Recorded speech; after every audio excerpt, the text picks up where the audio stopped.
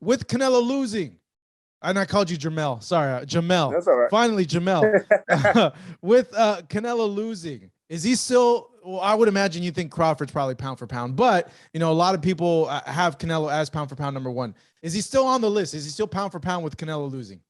I mean, I think rightfully so. Even a pound, loss is a loss. So I think he may, if anything, he probably take a slot down. But I won't argue though, because people will make great arguments why he should be considered number one. So I get that, but I think if you're going by just based off, what your last accomplishments was in your recent fight, then maybe you should take a step down or whatever.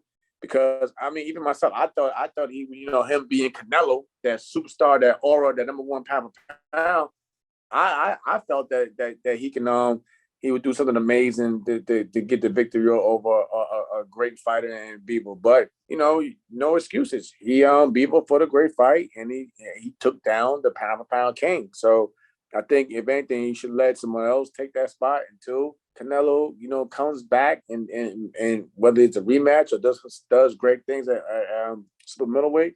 But I won't argue if people feel like Terrence Crawford is number one as well. Yeah, it's been two arguments. One is he didn't lose at his weight; he went up in weight. You It shouldn't. doesn't matter. Yeah, See, that shit matter because when Floyd Mayweather was pound for pound as a welterweight, I guarantee if he would have took a loss at 154, when he was moving up and down the weight class as well, they would have knocked him off the pound for pound list quickly as well if he did take a loss. So it shouldn't matter. I mean, you the fighter, he took that risk to be great.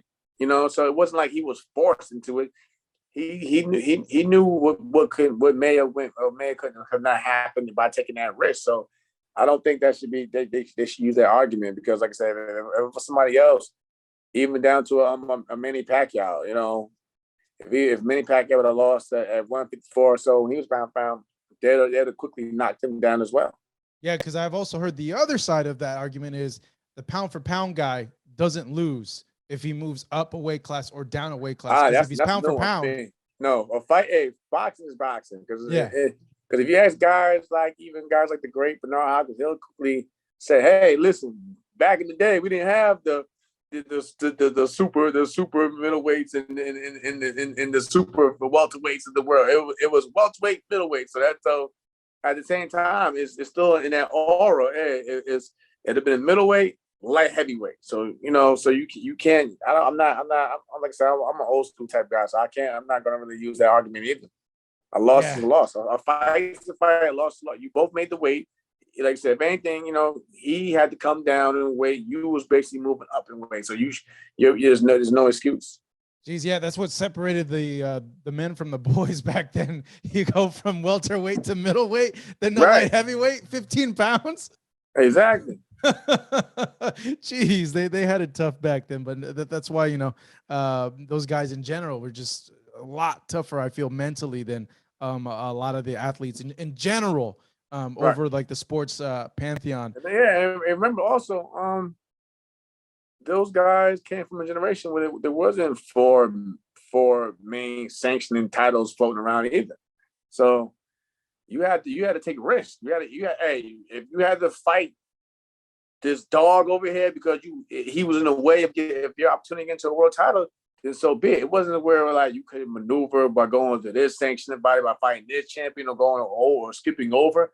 Back then, it was a whole different ball game. So you gotta give those guys their respect. Like, I mean, there's a lot because even I always look at like the '90s, at least the heavyweights. There's a lot of '90s heavyweights that I'm not saying this heavyweight division is soft thing because I love the Tyson Furies and the Usyks of the world. Those guys are great, but there was a lot of top contenders back in the '90s that probably could have been world champions today if boxing was the same way how it is now back then.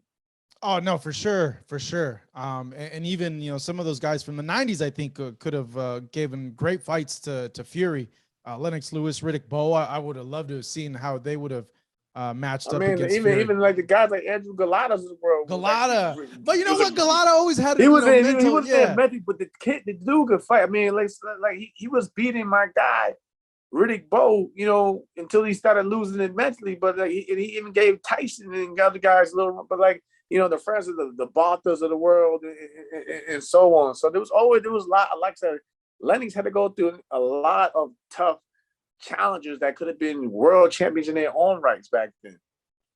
All right, Jamel, thank you so much, man. Really appreciate the chat. It was enjoyable. Take us away, man. What do you want to tell the fans about your fight this Saturday?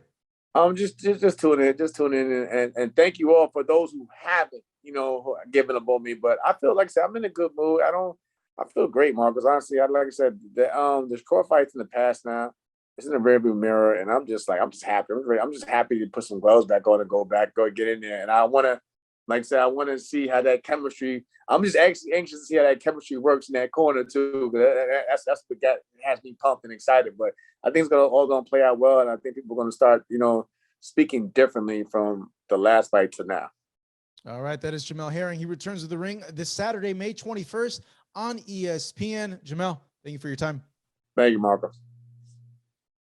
Thank you so much for watching this video, and make sure to subscribe for more videos of your favorite fighters over here on Fight Up TV, and give us a follow online as well at Fight Up TV on Twitter and on Instagram. We appreciate it, guys.